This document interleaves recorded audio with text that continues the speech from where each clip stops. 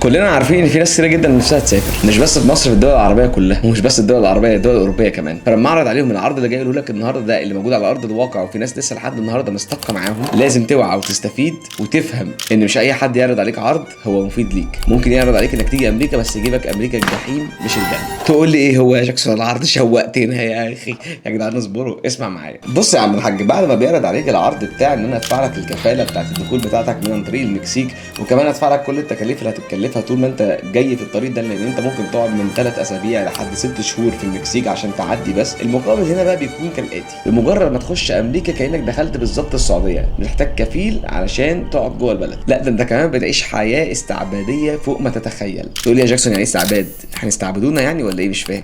هقول لك بس بطريقه تانية. هتلاقي نفسك شغال معاهم سنه واثنين وثلاثه واربعه وخمسه، بتحاول تسد في الفلوس بتاعتك اللي عليك، في حين ان هو بياخد منك دبل الشغل اللي اي حد المفروض بيعمله، ومن غير ما بيدفع لك ولا مليم. وحتى بعد ما تخلص شغل بيطلب منك شغل، وبتشتغل عدد ساعات مفيش بني ادم بيشتغلها. بلس كل ده بقى انت اصلا ما بتحوش ولا مليم، عشان انت اوريدي عليك فلوس قد كده. وفي الاخر هيستعبدك جوه البلد، ومش هيخليك تسيب الشغل بتاعه ابدا، لان انت بتتحول معاه من واحد جاي بلد عشان يشوف استقباله وما تبقى له من العمر، الى واحد جيت البلد عشان في حد يستغله. فالله يكرمكم يا جماعه، خدوا بالكم وديروا اموركم صح، وخليك عارف مش عشان السفر هتخسر نفسك وحياتك. فكر كويس قبل ما تاخد اي خطوه في حياتك، وتوكل على الله وسيبها على ربنا ان شاء الله، وربنا هيكرمك. سلام.